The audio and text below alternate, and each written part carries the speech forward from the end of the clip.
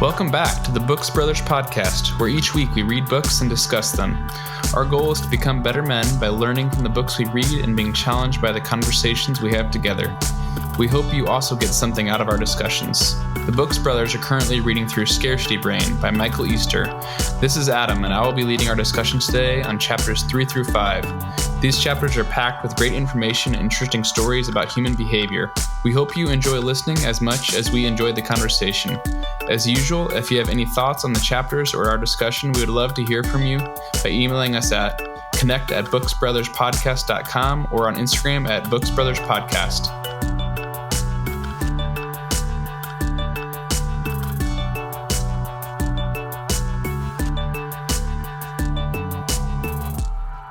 All right, what kind of ads we got? I don't have any. I can make one. Let's hear it. Are you afraid of checking things at your desk when your boss might be lurking around the corner? Does that prevent you from slacking while you're working? Now introducing Boss Button. This button is quickly available at the press of your foot, so that it'll bring up some vague spreadsheet or Outlook, just in case you're looking at sports or fantasy football or using Slack with your buddies. Why live in fear when you can press the Boss Button? Boss Button. Welcome back to the Books Brothers podcast. This week, we're going to go through chapters 3 through 5 in Scarcity Brain. In chapter 3, where the Scarcity Loop lives, Michael talks about how the Scarcity Loop is being utilized in many other areas of our lives. The idea of an opportunity with unpredictable rewards leading to quick repeatability is everywhere in our modern society. He provides examples of this loop in social media, emails, shopping, personal finance, mobile gaming, TV, health, dating, video games, our work, and of course the news. He acknowledges the benefits of getting hooked on some of these platforms, including meeting new friends, the joy we can experience from an addictive game, and the spread of news from our marginalized communities. On the other hand, corporations and political groups know that they can utilize this loop to get the attention of the consumer. This has led to a recent call by some individuals to make technology less engaging or addictive. Is that what we really want, though? I know that we talked about this some last week, but did any of the examples that he provided in this section stick out to you all? And what is your thoughts on the dilemma that he brings up about basically bringing forth the idea of regulating technology? And he uses like that phrase, like making it less engaging, or essentially making technology more boring so people don't get hooked on it. So yeah, first off though, any of those examples that he gave stick out? Yeah, I mean, I think we've talked about it even in our last book, but the whole material mask back in Mask of Masculinity about just personal finances definitely was a moment of getting hooked. Just that green or red ticker, watching the charts go up, watching the charts change every second. You don't know, what it's going to be within the next minute. And so it's very hooking because of the opportunity, but also the unpredictability and the potential for it to change. But couple of the things that I think I related to the most, in a small level, when I'm at work, I have like multiple browsers up, and one of the browsers is Slack, which we are using Slack to communicate. And there's like a red update, like a red circle that pops up there when there's a notification that I haven't read. So I find myself multiple times throughout the day looking for that red button because I don't know what one of you guys have said. I don't want to leave it out there lingering for, action for me to do. So I'm constantly looking at it. So that's one way that I would say that I can get caught in the loop. But another one, he talks about Tinder and online dating. My wife and I actually met because of Hinge, online dating profile. But yeah, I mean, just relating to the fact that behind each swipe, like you don't know who's next or what opportunity awaits with this person or that person. And so I found myself getting caught in that loop because I was so focused on trying to find my wife. And when she popped up on my screen, I thought she was spam or wasn't real. And then when she finally messaged me back like a week later, I was like, oh my gosh, this person is real. Or maybe it could be real. When I got to meet her in person. It wasn't some dude, everybody. Yeah, it was actually his wife. I mean, there's other times where it was a dude, right? Yeah, but probably. I could just see how no, never did. But I could see how hooked it is because they try to lure you in with you can only swipe so much or connect with so many people, or if you accidentally swipe the wrong way, you can get it back, but you only got so many of those during a day. It's interesting. So this is not really something. So myself and Thomas, both of us, and Garrett for that matter, I think we all started dating our now wives before dating apps were a thing. But so I'm curious about Rob, and I hadn't really thought about it until like this reading. I mean, I would imagine there's times where you're like swiping for an hour, like 2 hours. Like, is that a thing? Like, where you're on Hinge, but like swiping right or left for a while? Or you run out of swipes, right? You're necessarily swiping for an hour straight, but I would say cumulatively during the day, I mean, you could find yourself on the app for an hour or more for sure. Yeah. And I think what's tough about that too is just the idea. You met Marianne, and obviously you have a very happy marriage, and it's obviously like super enticing. And so it's like the reward is large, right? You could meet your spouse. You could have a good, meaningful, relationship out of this. And so, I definitely like reading that. I was like, I could see how one would sink tons of time into this kind of mindlessly. The one that really stuck out to me was that YouTube's autoplay algorithms lead us into successively more extreme and polarizing videos. And I think I would have guessed that, but I think it's also like they're doing it because they know it gets people to like stay in on their platform longer. But it's also like that is the problem with so many societal things, is that you see these polarizing things and you think that represents a large portion of the population, and it makes you be extremely passionate for or against things and hate things. And I think hearing that's like the algorithm, or they're literally trying to get you on their website longer, but knowing like the emotional response that it causes in people, it's sad. Yeah. I'm a big YouTube user, even though I don't always want to be.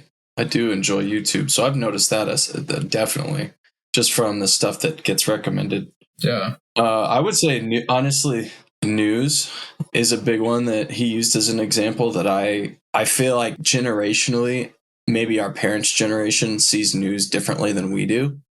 Like, I just see that is this 24/7 stream of entertainment. Whereas I don't even like really pay attention to much of it anymore, because I just think it's kind of just cheap entertainment. It's just, let's see what we can throw out there and say for 24 hours a day that'll get people's attention is what it feels like. Versus maybe like our parents grew up with the news actually providing some sort of a value rather than just like, let's say whatever we have to say to get people to watch us all day. And so I feel like there is kind of like an interesting split among the generations as it pertains to who sees news as purely entertainment versus something you might be able to get some good information out of. And obviously I'm painting with a broad brush, but I'm talking about like the big news companies that started doing the 24/7 news cycles, Well, and as you say that, Thomas, I can't remember where I was like reading this in or where I learned this from, but CNN was like the first one to do like the whole like breaking news and the constant updating on the news. And a lot of it like links back to when 9/11 happened. That was like when news started to become more constant, and people wanted around the clock updates and that kind of thing. And the CNN realized like that their viewership went up like so much during that. You'll see that like just the idea of like putting up breaking news, like how it like draws people in. Yeah. It's the kind of the psychology of what grabs our attention, right? It's always negative stuff for the most part, right? Which is probably one of the reasons a lot of the people who consume the most digital content have issues with loneliness or depression or, like a lot of these things. It's just that their environment is such a way, they've allowed themselves so much access to this that, it's really affecting the way they see the world. Yeah. And that kind of goes back to like with what one of the things that Michael was saying, where the problem is that a lot of corporations and large entities and, political parties drive this, right? And so he mentions like how there's been like this increased desire to essentially make things less addictive, like news or, social medias, to basically get people like less addicted, be able to like have more of their own voice. But obviously like there's so many benefits also to the technology. And so he kind of brings up that dilemma of, technology is extremely interesting and engaging, so we get addicted to it. But then that causes all sorts of social and mental health issues. And so what was your all's thoughts on like the idea of increased regulation in that area? Do you think it's too far gone at this point? Yeah, I don't think it's possible. That was my thought. Like, I don't think there's any way you can really regulate what all is being fed to you, It is possible, depending on where you live. That's fair. Yeah. If you live in China, yeah, it's regulated by the government. What would be an example of that, or like what was something you saw? So I will say what I'm about to say with a full caveat that I do not know if this is true, but I will still share it. So TikTok is an example. I have listened to credible news outlets that have done some research on TikTok. In the US, for example, you create an account, and it was like the New York Times. They created an account in the US and just like put up a fake photo and said, create an account of like a 14-year-old girl. And within like an hour, some of the auto recommend was like suicide ideation, self-harm, and body image videos. And I'll try to find that podcast. So maybe I didn't just hear this. Maybe it was actually like actual research and reporting. But from what I have heard, in China, the TikTok next plays are educational or math or like, oh yeah. that And it's sounds like a good use of it. Right. And from what I understand, there is some level of regulation of phone use. Like they can actually control. I don't know about like how they control the certain apps and stuff, but I do know because I had friends who lived and live in China. Like during the pandemic, everyone had a cell phone, but you had to have a phone. And every time you'd leave your apartment, you'd have to show the security guards to the apartment complex your phone. And you'd either have a red, yellow, or green light, like a stoplight. That would be your pass if you could leave the area. Like if it was green, you weren't known to be surrounded by anyone that potentially had COVID. Yellow, you may have been exposed. Red, and so like you literally like had to have the phone, and you had to get this light on this app that was fed.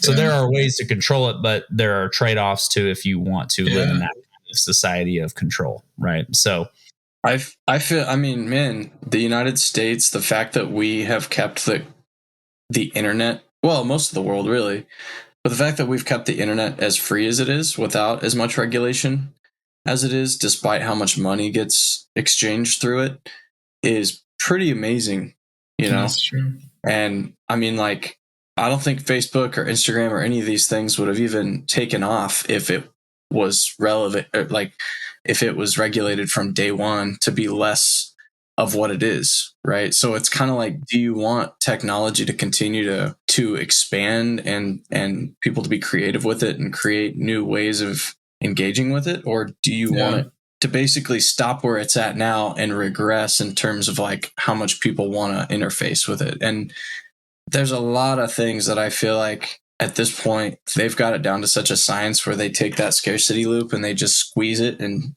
get as much, attention out of you as possible, no matter the consequences, that maybe there are some net positive to certain regulations about how algorithms are written or how much, one phone is allowed to view an app per day. If it's like a kid's just looking at it for 16 hours a day, nobody can argue that that's a good thing. Yeah. But it's a slippery slope because you want to stay free too. Yeah. Yeah, I think currently in how the current state of the United States, I don't see that kind of regulation in terms of like a hard stop based on like hours viewed. And a lot of it, we're getting kind of deeper too, like in the sense of like not necessarily what the book discussed, but in that regard, being married to a pediatrician, she has patients who watch that much YouTube. Like you say, it's 16 crazy. Hours, and it's like I think what she would do, she'll ask the teenagers, like, how many hours of screen time do you watch a day? And they'll like think about it, and she'll say over or under 10 hours. Like that's her starting point to like get them to think about it. Yeah, no, I'm not kidding. So crazy. It's a lot of that has to do with like, where are the parents? Where are the parents of studying? Like and again, they're on their phone too. I'm getting a little bit more philosophical, but we look to the government to solve problems for us that a lot of these things need to be done in the home. Yeah. And so that doesn't necessarily address like what we're talking about here of like, should regulation help? There are things, right? Like Fortnite or Epic Games, who owns Fortnite, got fined in the hundreds of millions of dollars for selling children's data, to whoever for ads and Hasbro. Not Hasbro. Disney. We need to make the best to Nerf. What did you say, Rob? Has been. Oh. Dang. Which brings us to our next sponsor. We partner with Hasbro. I like them. Hey, you can cut that part out then if we're going to mess up your partnership. No, I doubt they will be listening in. Did you hear Garrett's friend Rob talking crap on Hasbro, calling us has-been? I'm not going to stand for this. The deal's off. Find him. Let's cancel this Rob guy. Yeah. But the state of Idaho tried to pass a law banning TikTok, and it just got struck down. The Idaho Supreme Court's like, nah. Yeah, so I think there are. That's wild. Yeah, I think there are. Idaho, I think there will be like certain things that progress. Facebook has been slapped so many times, their hand slapped with mine so many times for doing things that are pushing the boundary of ethical and legal. But yeah, it still is. The internet is still like kind of like the wild, wild west. And because of that, it is not good for the scarcity brain, right? Yeah. And the younger you are, like he talked about that in the book, and my wife can attest, when you're younger, there's so much happening to your brain and your development in those teenage years. Yeah, like it's kind of like giving kids cigarettes and being like, here, this will be good. This will be fine for you. Yeah. It's just like, man, they don't even know any better. They don't know what they're getting into. I mean, it's interesting too. Like I was like at work today, one of our trainers was talking about how she has a 7-year-old, and like all the kids at that age, they get like a personal computer. And, Garrett, obviously you kind of brought that up a minute ago. Like there's so much stuff out there talking about kids and screen time. And yet you're like, the public school is giving them a computer. Yeah. And they're like, all right. Like I understand that like future is getting more technological. I don't want to sound like a dinosaur, but like there are harms to that. There are harms like the disconnectedness that you'll see just with like the amount of time spent on a screen engaging in that way, but not engaging in front of real people. I mean, I don't know if I'm skipping ahead, but the escape, the chapter 5, it's like we're bored, or is like one of the potential. I've even thought of my own personal life the last 4 months since we've started this podcast, and whether or not this is something that expands, people like follow. Just I call it, this is like a new hobby for me, is the book club / podcasting. I'm learning a lot. It's like a new thing. I'm learning how to produce audio and publish things, and like it's really fun. It's just like a new hobby. But what I've found is I'm busier in one sense, in that like when I get home, put the kids to bed, like I'm working on something else, and I'm not tempted to be distracted with other things. So, as I shared with some of you in the fall, like some things came to light about just some areas of failure on like the purity front. It's been so much better, because I've just shared that with my wife, with you guys. But then 2, I have had so much more time and like spent doing purposeful things, like stuff like this, reading, and my job. It's been just such a more like time-consuming experience doing positive things that I'm not bored or distracted or tempted to waste my time going down these wormholes of, mindless scrolling. Yeah. I think you realize when you do fill up your schedule you realize that you have more time and capacity than you thought you have. And I recall that a lot from like college, being busy and thinking I was taking on too much. But it was the times where I was the busiest where I felt like I was able to be like also the most productive. Let's take a quick break for a word from our sponsors. Have you ever wondered why there are only drinks that stimulate you with energy and or caffeine? Do you ever need a dose of something that would just knock you out after a long day? Now introducing 0 Hour Energy Drink. This energy drink inflicts sleep and is a safe alternative to black market anesthesia. Never waste a minute awake when you need to fall asleep with 0 Hour Energy Drink. 0 Hour Energy Drink will tuck you in. That's great. I like that. And now back to the show. I like what I think it's chapter 5 says about subtracting rather than adding all the time. Yeah. So in chapter 4, Why We Crave More, the author details some of the research done by a professor of engineering, Leedy Klotz. I'm probably butchering that name. In his research, subjects are given a variety of problems to solve, and they can solve these problems by either adding or subtracting. In almost all situations, the subjects chose to add, even when subtracting was easier or made more sense. The takeaway being from this research that people viewed adding as good or better than subtracting, and subtracting being a bad thing or a negative. Nietzsche uses this to talk about how for much of human history, basic needs were scarce, and thus the brain learned to continue to add resources because we never knew when the resources would dry up. Fast forward this to today, where there is constant access to resource and content vying for our attention. I found this chapter to have many interesting quotes on the idea of why we crave more. And I just wanted to kind of share some of the quotes that I found to be interesting in this section and see if y'all had any thoughts on them. So I kind of read each, I'll read them all together here and then kind of chime in. So Abraham Maslow's famous like social psychologist, I believe, or social scientist of sorts. So he describes humans as being the perpetually wanting animal. Also in this chapter, we see the quote, "Do we overlook subtraction as a way to change things? We obsess over and do dumb stuff, and that hurts us." And the last one that really stuck out to me was, "What was unexpected pleasure yesterday is what we feel entitled to today and what won't be enough tomorrow." Yeah, one other one I really liked on page 50 was, "We are never satisfied, not even after the next that we get." So like we're always looking for the next thing, but once we get the next thing, we're not satisfied because we want the next thing. So it's like a perpetual loop.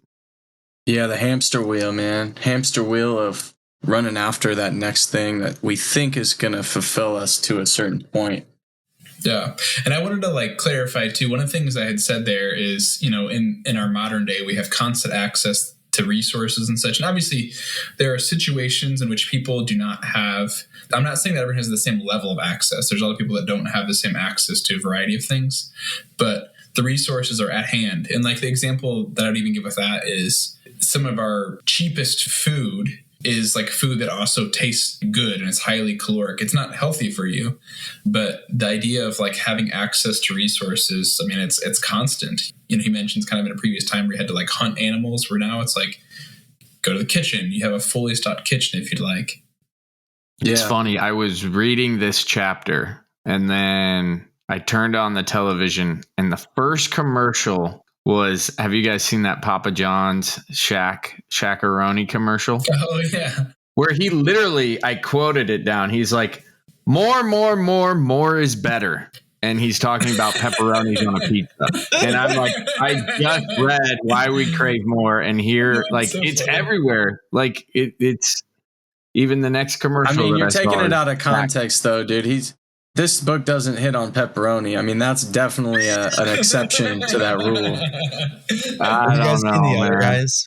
Yeah. It gotta be one of Will Ferrell's most underrated movies. I love that movie. That's the one that got me into Will Ferrell movies. Oh my gosh. But the British guy who's the financial crook, he is speaking and he goes, "The American dream is always built on excess, on more." He goes, I myself have 16 Lamborghinis and a Subaru Outback.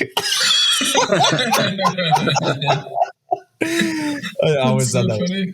But yeah, we joke about it. But I would say too, there's some positive things, and I don't think Easter is saying wanting more is all bad. However, I think some of the underlying tone is that it's bad.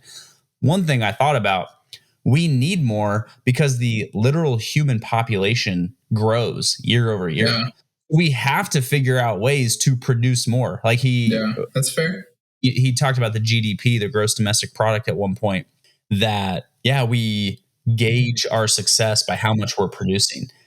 I got his point. Yes, like I'm not being fully critical of that. However, I don't want to view it all as totally bad. We need to figure out ways to generate more energy so more people can have more heating and cooling in hot and cold times. Whatever example you want to use, fill in the blank, but I don't think it's necessarily a wrong thing. It's when we take it to owning 16 Lamborghinis, as we've all said we'll do once we hit 1 million subscribers. I'm a simple guy. Yeah, a simple guy. That was something I wanted to call out, though, is yes, I think we are perpetually wanting. I think that goes, a lot of this is founded in the evolutionary take and thinking of my perspective on the creation, the God creation take of subdue the earth, right? Or have dominion, right? Like we're supposed to take the earth, subdue it, build, create, be creative. I don't think that's necessarily a wrong thing to want more. Guys, I tell you, we have photos of some of our super fan customers. They have, I'm not joking, I've seen photos where like walls are lined of these. Like customers buy every single tumbler we release. And I'm thinking to myself, what am I doing? You know what I mean? Like I can struggle sometimes of like I am feeding people's scarcity brain. I mean, most jobs you can look at that in some regards, I feel like most are going to have something like that. I feel like for me personally, the line that really stuck out in this chapter was, an unexpected pleasure yesterday is what we feel entitled to today and won't be enough tomorrow. That was one that it's definitely held true for me. On the note of that quote, I recall, and it might have been earlier in this book, please tell me if it was, but the idea that if someone were to get a 10% raise versus their pay was decreased 10%, the celebration for the 10% raise would be like nothing in comparison to the disappointment with the 10% decrease.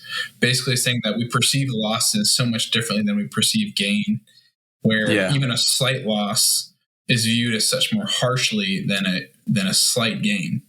Yeah. Or a big gain, for that matter. I think you're referring to the slot machine discussion, right? Where they figured out perceived wins. Let people win 50 cents when they bet $1. Mm-hmm. It's like, hey, I won 50 cents. No, you lost 50 cents, but it feels like a win.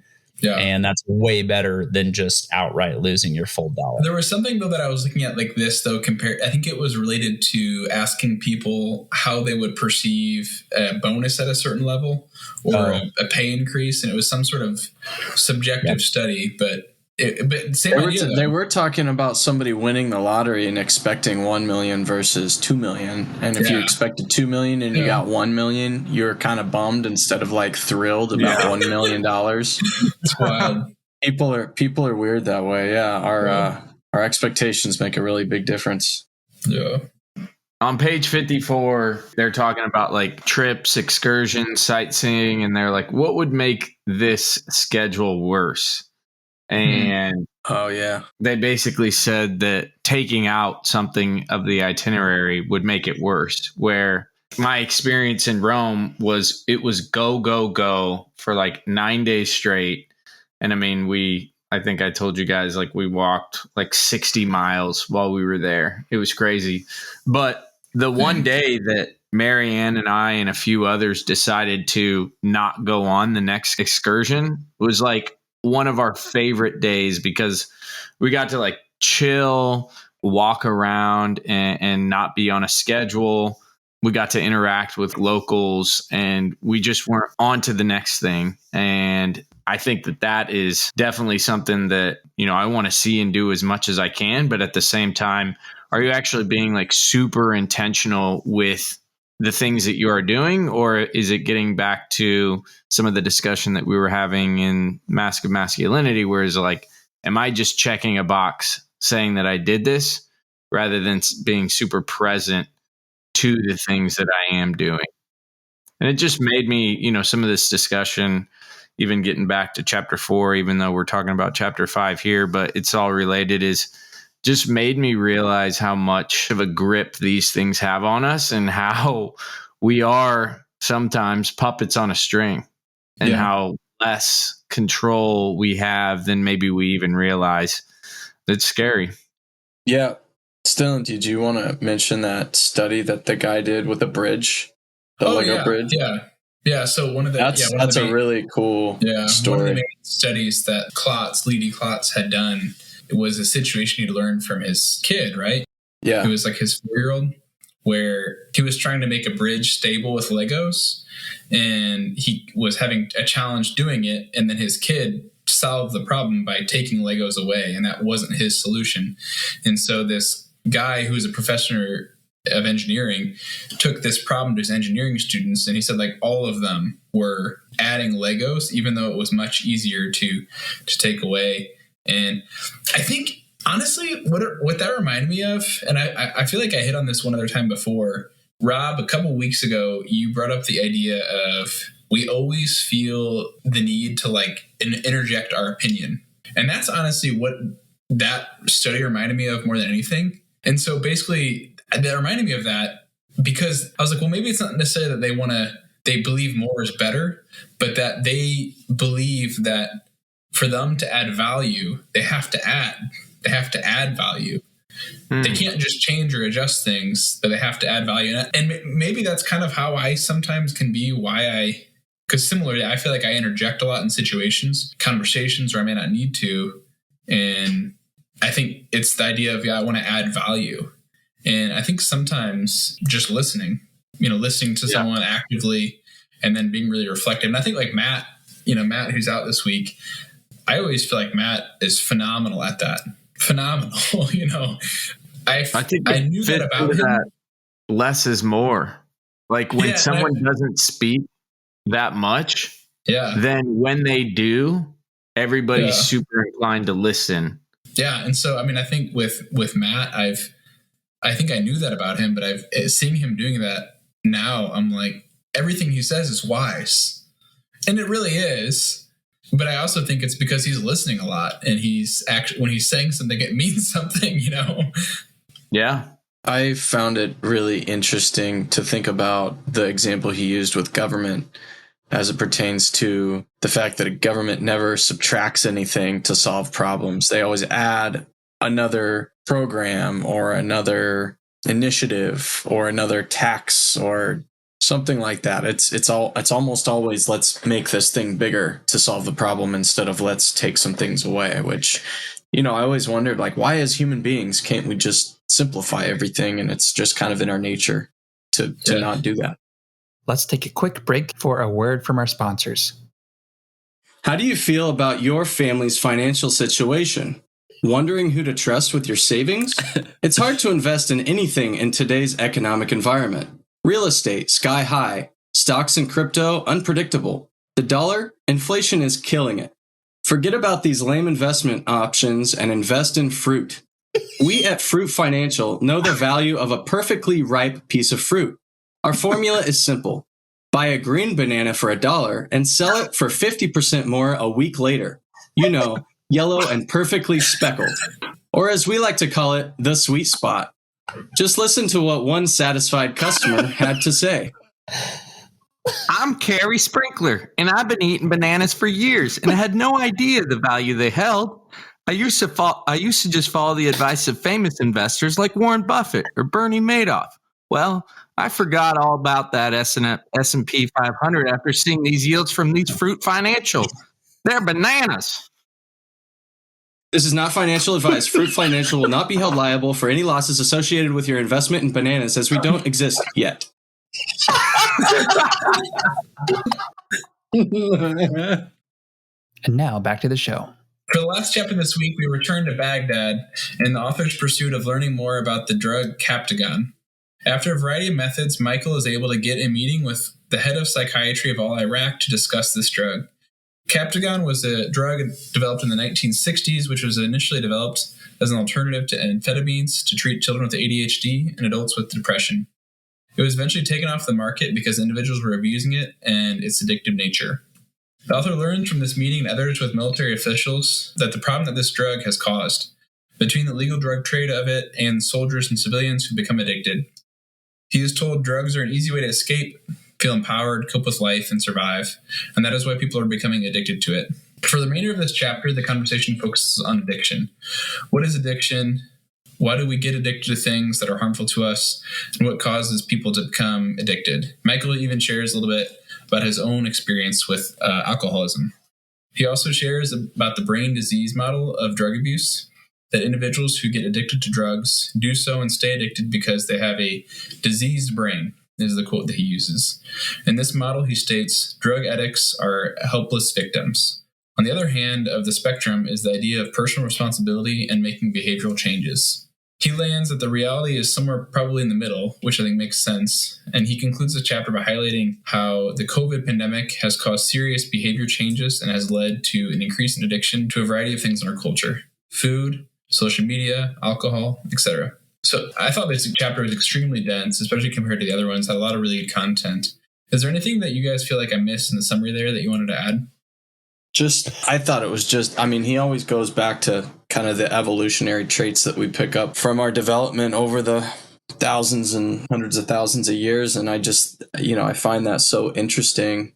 And the fact that he mentions that addiction is sort of in our nature is fascinating, because addiction has such a negative stigma, but there are a lot of things that we're addicted to that actually really help us. And especially survival wise, this whole scarcity loop's created for survival. And it's just now, like we keep saying, that we've gotten ourselves into a situation where everything's so easily attainable that never was, that addiction has become such an easy thing to sort of be common for our whole population. Yeah. But I don't know. What do you guys think about the fact that, a lot of aspects of addiction are just almost kind of natural for us to identify with? Like it's almost a wonder more people aren't addicted after reading a chapter like this, right? Yeah. Personally, I would say I've dealt with some addiction to things. And I think after going through that, working through some of those things, I really feel as though most people are likely addicted to something. He talks a lot of this chapter about the psychological textbook on the DSM. One of you guys correct me? DSM. Yeah, DSM-5, right. DSM-5, yeah. Yeah, there's no actual definition of addiction, right? Yeah. And one of the things I've heard about addiction before is some of the definitions are, it's something that you're doing that you don't want to do. It's something that you're doing that hurts others. It's something that you're doing despite you knowing that it's hurting yourself. And it's also something you're doing that you don't see yourself helping yourself in the long run. And when you look at some of the ways that people, if we're using that definition, that's the definition I've come across. I think most people have addiction problems to something, where they're doing something they don't want to do. They're involved in something they don't want to be involved in. It could be a relationship. Some people are in relationships that they know are toxic for them, or eating, whether we call it addiction or not. Yeah, good call. I guess, when you think about that, I guess there are a lot more people addicted than you probably assume. I enjoyed the tail end of the conversation, or the tail end of the chapter, just talking about, he's talking about the middle ground of, it's not necessarily a bad person and it's not necessarily a hijacked brain, but just about how drug addicts would make rational economic decisions. So it's do you want crack or do you want the money? And this study revealed that the majority of people would choose the money. And just looking back, they would stay off crack to get the money, right? Well, if they didn't have to, that was I think the experiment was, hey, if you stay off crack for X amount of time, we'll give you this amount of money, and they were able to do it because they chose to take the money, right? Wasn't that kind of the premise of the experiment?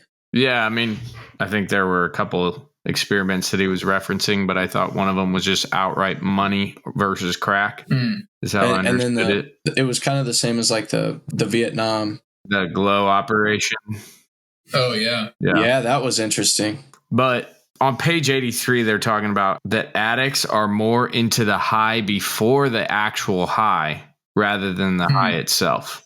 So, like, just the thought of getting crack is a high itself, and they enjoy that more than the high that they get from the crack. It's just the unpredictability. And then he's talking about especially like the street drugs versus the controlled substances, where you don't know how much you're going to get. You don't know where you're going to get it from. The potency is going to be a lot different than from your traditional pharmacist. And just that's what kind of keeps addicts going, is the unpredictability nature behind it. But we've all experienced major life changes that have probably allowed us to overcome some of our addictions as well. And I thought that was super cool, just coming back around, that like once we have purpose and meaning and good structure in our lives, that we're able to overcome a lot of things, because we're not necessarily bored, or we're not necessarily wanting as much, because we already look in front of our own eyes and we have so much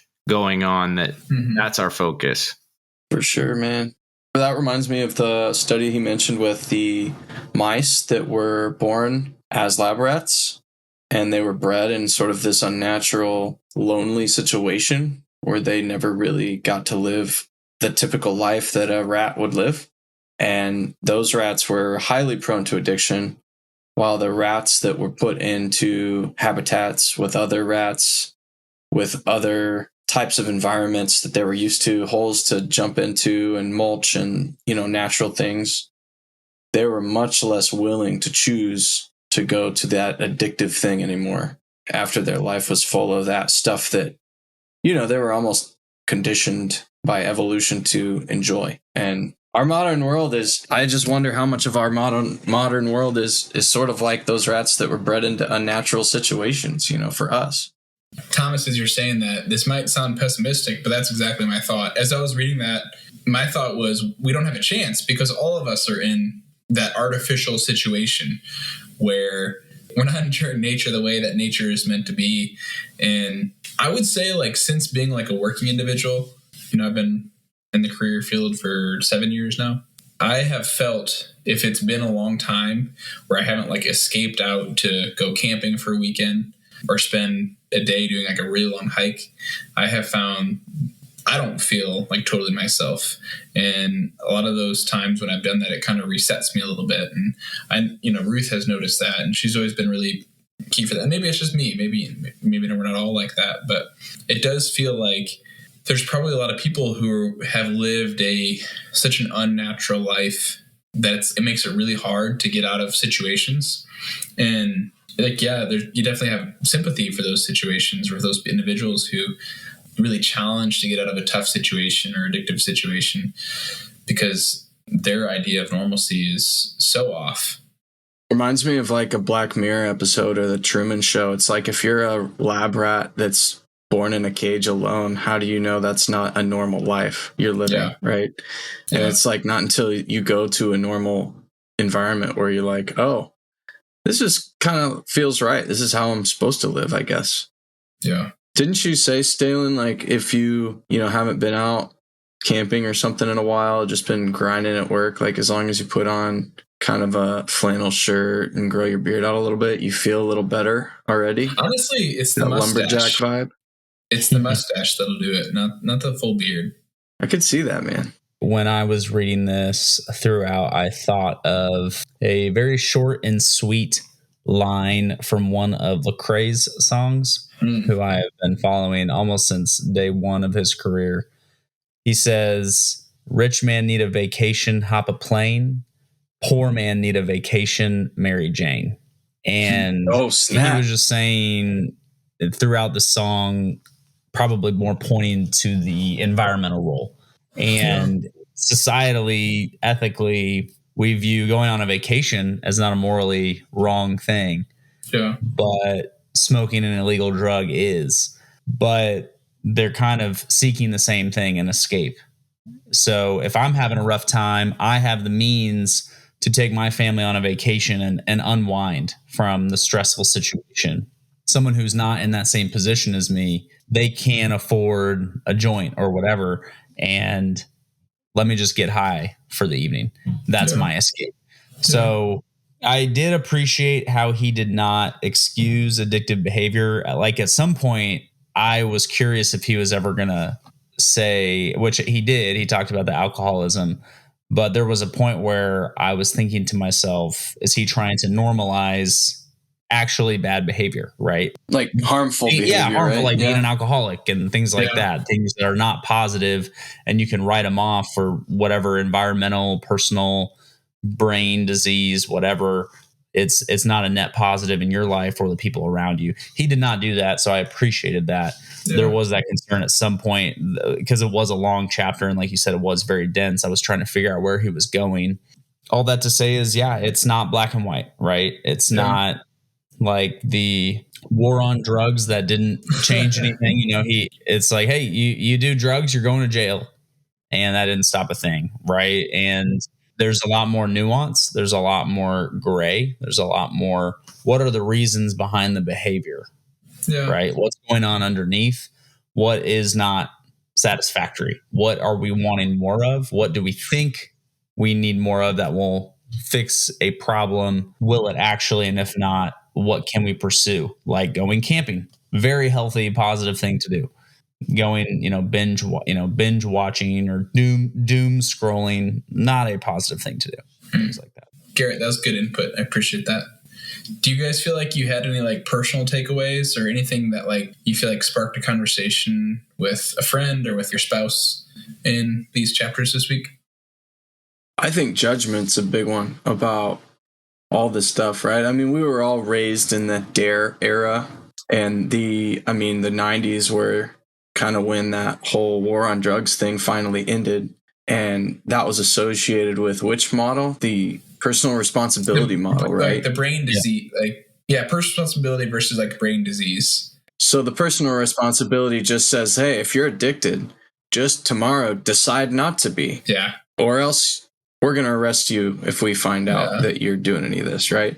And that obviously creates this crazy judgment and stigma. And these people that do have issues, the shame and the fear and the anxiety makes everything worse, right? Yeah.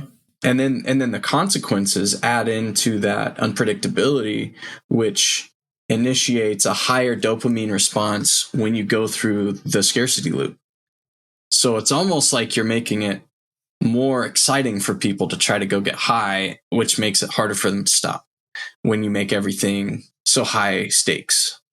I just thought about, like how as I've gotten older, how my level of judgment towards those sort of behaviors, those sort of like activities has changed to be a lot more inclusive of like different points of view and perspectives versus when you're a kid, you're just told this is black, this is white, this is good, this is bad. There's no in between, right? Yeah.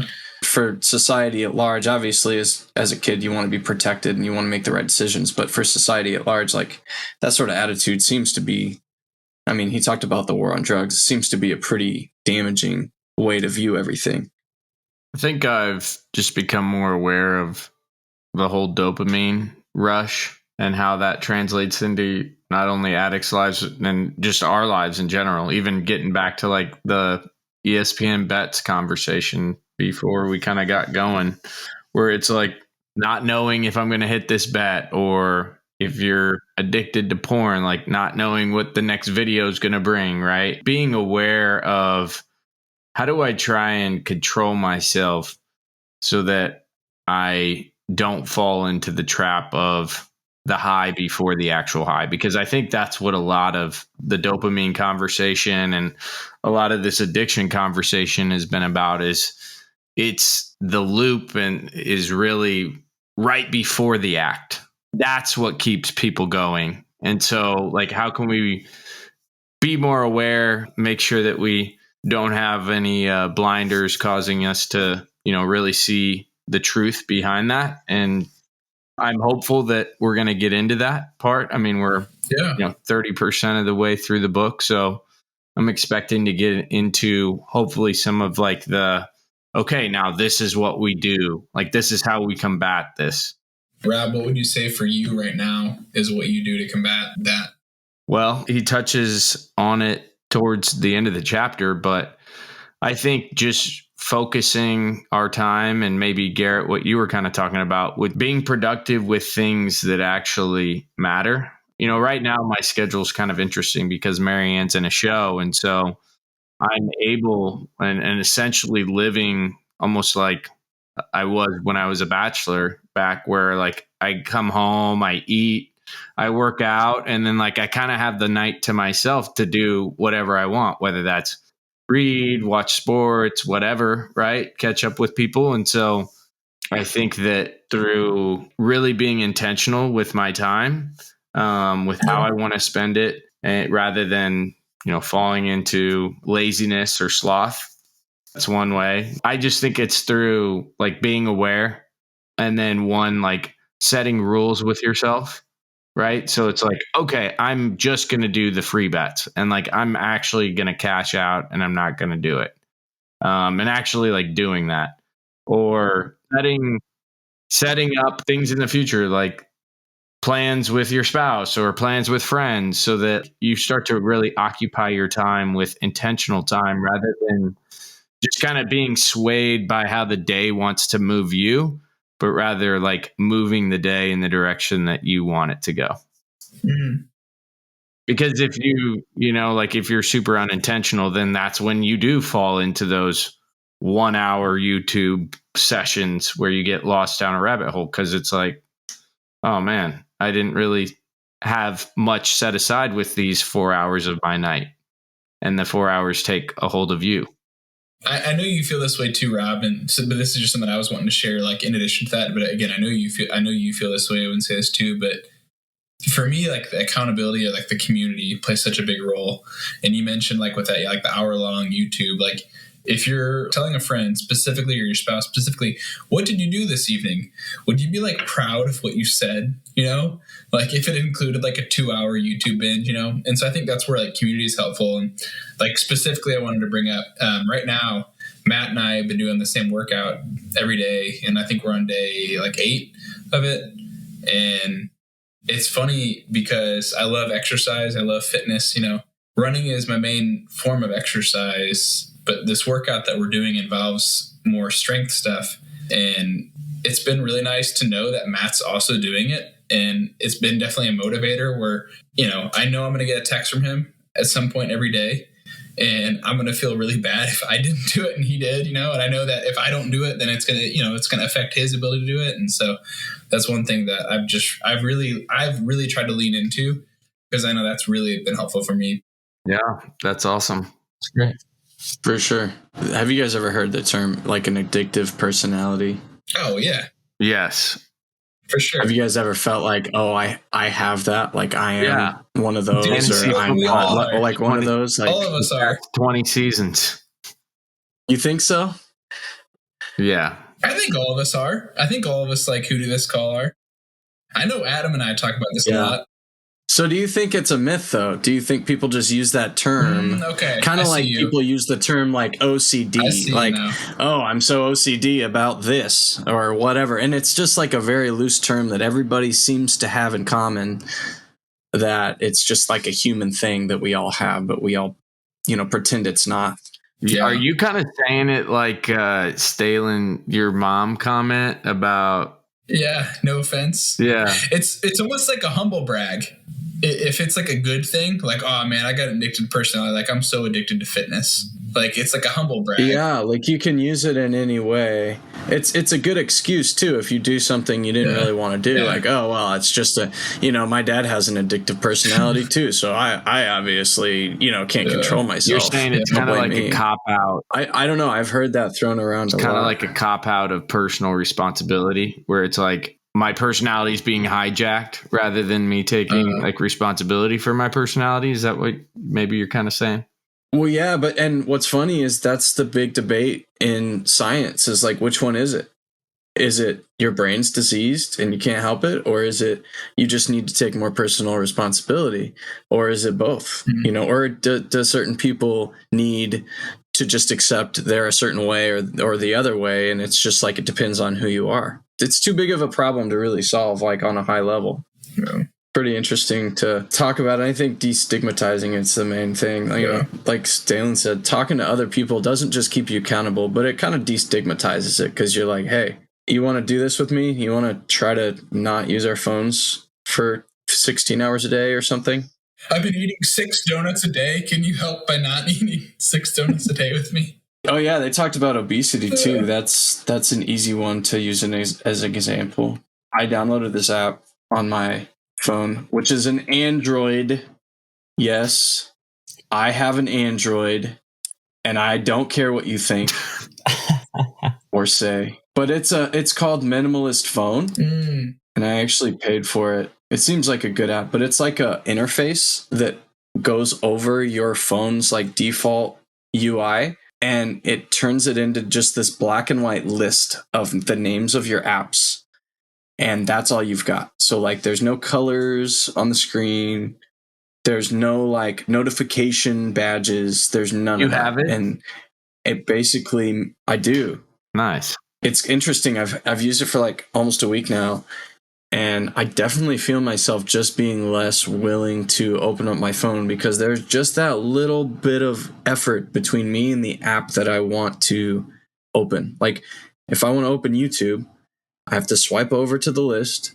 I have to type the word YouTube in, and there's no colorful app icon designating that familiar thing that I'm addicted to. http://www.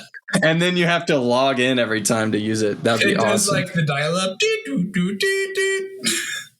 But I was just mentioning that because I think kind of like the whole idea of the app is, I think there's a name for this, and I think it's in Atomic Habits, but it's like that tiny bit of space you create between you and the thing that you're trying to do less or trying to be less addicted to that allows you time to think and make a decision rather than just be on autopilot all the time. And I think it's that space that you have to focus on. It's that spot that Rob was talking about where the dopamine kicks in and the idea of a potential reward that you can't really predict, like the unpredictable reward. Like if you can put a little bit of space between yourself and that moment when you start spinning on whatever it is you're going to get excited to go do, that's everything, right? If you can just add a little bit of space between you and the thing, or take yourself out of the environment that the thing lives in. Yeah. But we'll see how it goes. We'll see how long I can use this app for before. You have to keep us posted. I'd be curious. You have to keep us posted for sure. I thought about back whenever I really affected a lot of like when I decreased a lot of like the access on my phone, I thought about getting like essentially just like a dumb phone. You know, there's all these companies out there that like advertise like these phones that like literally it's like text, call, and like a GPS. And I thought about it, and like sometimes still I'm like, man, that would really be nice. My grandma had one of those. Really? It's called a jitterbug. And it has a really loud ringer on it. Thank you for listening to this week's episode of the Books Brothers podcast. Join us next week as we discuss chapters 6 through 8 in Scarcity Brain. If you haven't yet, go out and get the book so you can better follow along with us. Through this podcast, all of us guys have personal stories of how we have either connected or reconnected with you, the listeners, on a much deeper level. This is why we push record and what our hope is with our discussions, to develop stronger relationships that enable us to become a better and healthier person. With that being said, if you have enjoyed listening or benefited from conversations, please subscribe, give us a review, and share with a friend that you want to connect deeper with. Finally, we'd love to hear your thoughts. You can reach us by email at connect@booksbrotherspodcast.com.